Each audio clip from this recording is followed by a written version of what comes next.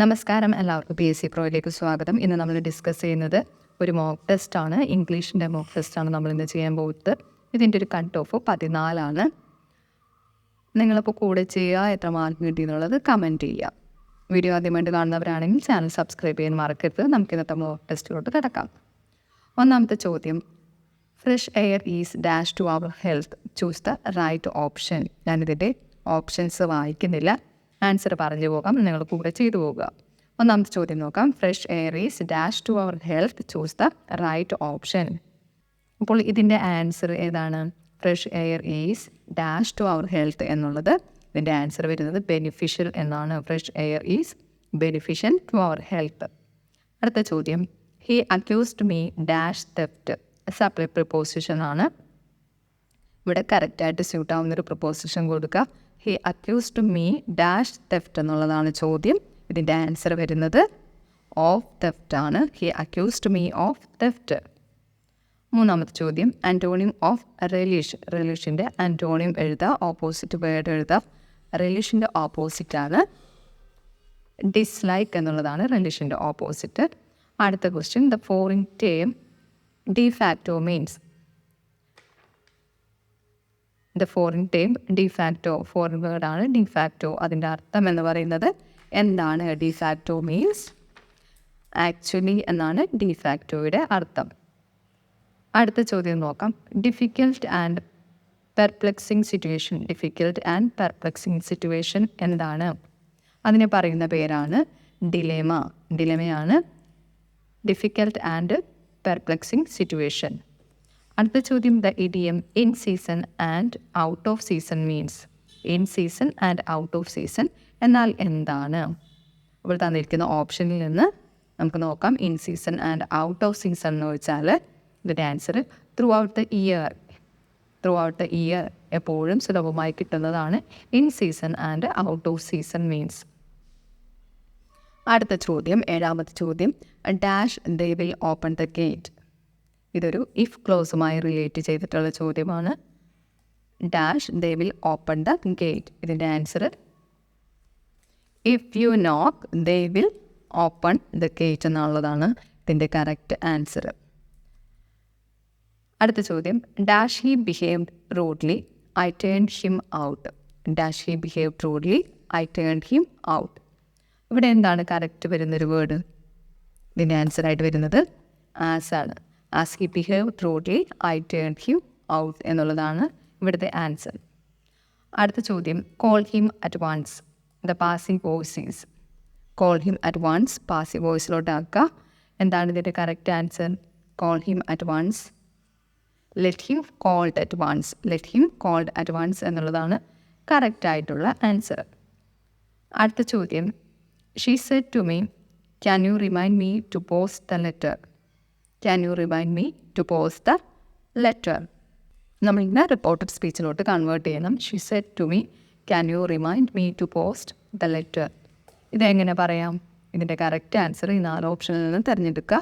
ഇതിൻ്റെ കറക്റ്റ് ആൻസറായിട്ട് വരുന്നത് ഓപ്ഷൻ എ ആണ്. She asked me if I could remind her to post the letter. She asked me if I could remind her to post the letter. അടുത്ത ചോദ്യം, which of the following is an imperative sentence? Imperative സ്റ്റേറ്റ്മെൻറ്റിന് ഉദാഹരണം ഏതാണ്? താഴെ തന്നിരിക്കുന്നത് ഏതാണ് imperative statement? Rely on your own effort. Rely on your own effort എന്നുള്ളതാണ് imperative statement. അടുത്ത ചോദ്യം, use your common sense. Supply the right question tag. Question tag എഴുതാനുള്ളൊരു ചോദ്യമാണ്. Use your common sense. ഇതിൻ്റെ answer will you. Use your common sense will you എന്നുള്ളതാണ് answer.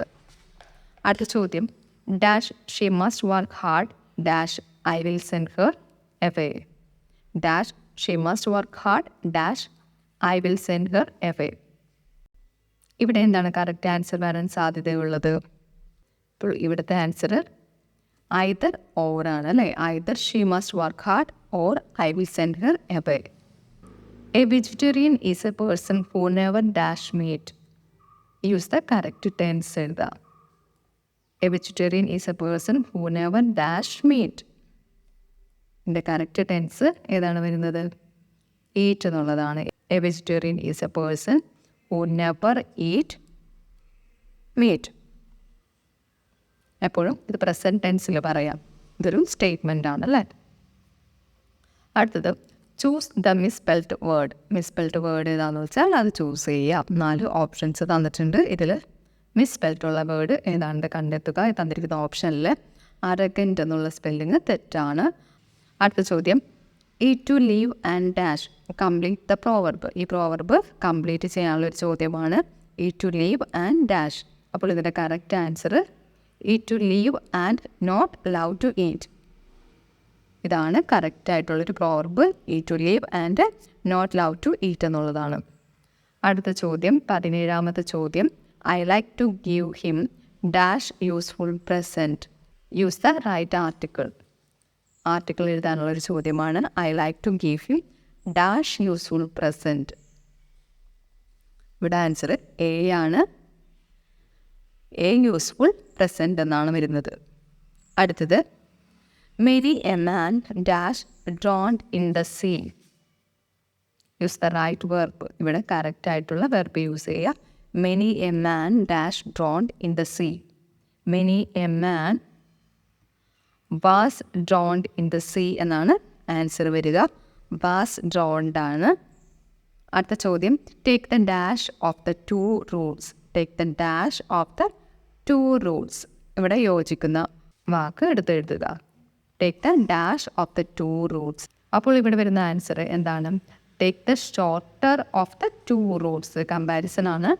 Take the shorter of the 2 rules. അടുത്ത ചോദ്യം many children in rural areas dash of school. Use the phrasal verb. Phrasal verb ചേർക്കാനാണ്. Many children in rural areas dash of school. ഇവിടെ വരുന്നത് drop ഔട്ടാണ്. Many children in rural areas drop out of school. അപ്പോൾ ഇത്ര നേരം നമ്മൾ discuss ചെയ്തത് 20 ചോദ്യങ്ങളാണ്. ഇംഗ്ലീഷ് മോക്ക് ടെസ്റ്റ് ആയിരുന്നു. നിങ്ങൾക്ക് എത്ര മാർക്ക് കിട്ടി എന്നുള്ളത് കമൻറ്റ് ചെയ്യുക. വീഡിയോ ഇഷ്ടമായ ചാനൽ ലൈക്ക് ചെയ്യുക. നിങ്ങളുടെ കമൻറ്റ്സ് അറിയിക്കുക. Thanks for watching.